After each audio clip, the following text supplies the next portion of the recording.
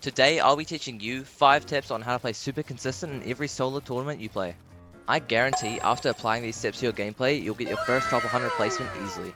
But I saved the best tip for last, so you guys are going to have to watch to the end of the video to find out what it is. The first tip to improve consistency in your solo games is to remember what you're playing for. In most of the cups this season, the point format is placement heavy, which means getting kills isn't as important. With this knowledge, I want you to ask yourself this every time you go to take a fight. Do I really need to fight this, or is it better to back off? Asking yourself this before fights will let you clear your head and let you actually think if it's a smart idea to take the fight that's in front of you, or if it's better to prioritize the placement points you'll get if you just back off. But I'm not just saying to run away from every fight you come across. I mean, that's not going to do you very well if you want to make it far in Fortnite competitive. All I'm saying is that if you have no reason to gain something from the fight, then there's no point in fighting it. If you really want to be playing consistent, the only reason you should be fighting in solo tournaments like these is if you need something from the other player. This could be materials, heals, or even better guns. But what happens if a good player is pushing you and you can't make it out of the fight? Well, that's where tip number 2 comes in. Quad boxing. Quad boxing is when you make 4 separate boxes all join together in order to give yourself more space to go for peeks and heal up.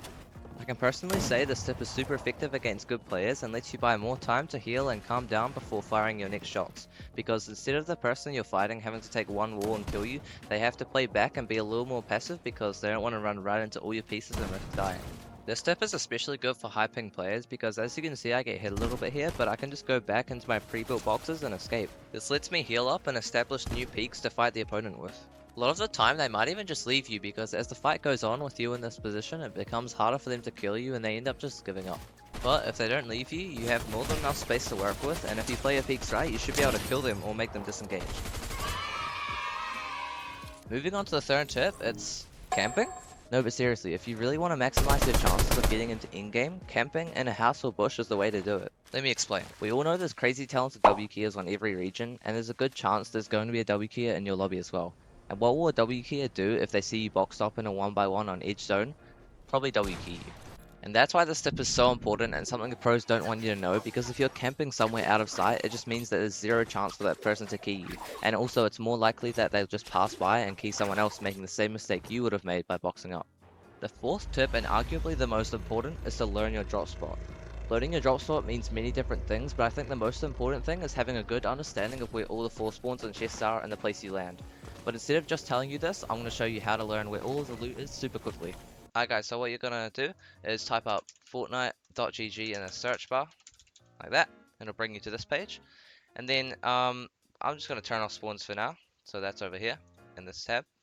And then what I'm going to do is just scroll into my POI or zoom in on it. So my POI that I land at is lavish in tournaments, but so for example you might land here. I know one of my friends lands here, so you scroll in on here. I'll just do this one, and I'm going to highlight, or I'm going to turn on the chest spawns over here. So I know there's 1, 2, 3, 4, 5 chest spawns over here, or 6. And then I could also turn on some floor loot and stuff like that, ammo boxes, mini machines, stuff like that, guys. So basically I'm just going to keep the chests on, and you're going to go to draw on map, you're going to go draw a path, and you're going to basically start the drawing line exactly where you want to land, or where you do land at your POI. So say you landed right here on this part right here, and then you went into the chest. I'm going to go land right here, go there into that chest, into that chest, into that chest, there, there, finish that point, and then if you want you can do another one. So obviously going there, and then guys if you want you can also enter text, so farm slurp barrels, because I know there's some slurp barrels here, right there. And if you want you can also turn that on like that.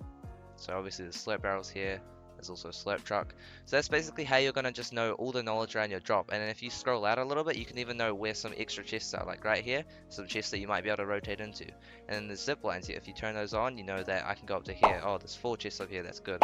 If you get contested, kind of like you might be able to hit the zip line, you might be able to use the zip line for a better drop on your spot. So basically just using this website is really good for just getting a bunch of knowledge about your drop and learning it really well. And that's why I really want you guys to like know about this and actually like use it. It's really helpful. The fifth and final tip is to have good awareness. If you have good awareness, I guarantee you won't be getting snuck up on or headshot sniped nearly as much as before.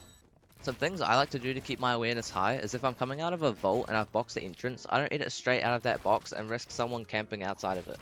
I first look through my cone and check to see if there's any players camping outside, and when I've checked the coast is clear, only then do I grapple out. Another thing to keep your awareness high and make sure you're not getting snuck up on is whenever you're rotating, be doing 360s as you're running so that you can check if there are any players trying to pull a sneaky beam on you. If you do see a player that looks like they're about to shoot you, just wall them off and continue on your rotate, as fighting them probably isn't worth it. The last thing I always do is pump every bush I'm getting close to or block off the bushes with my walls or ramp. This just eliminates the chance that you'll get surprised by someone camping there. Solos is all about trying to eliminate the possibility that someone griefs you, so by keeping your awareness high and taking every precaution, this will no doubt lead to you having more consistent games in tournaments. This is my first video I've actually put time into editing well, so if you enjoyed, please leave a like and subscribe, and leave your thoughts or questions in the comments. See ya!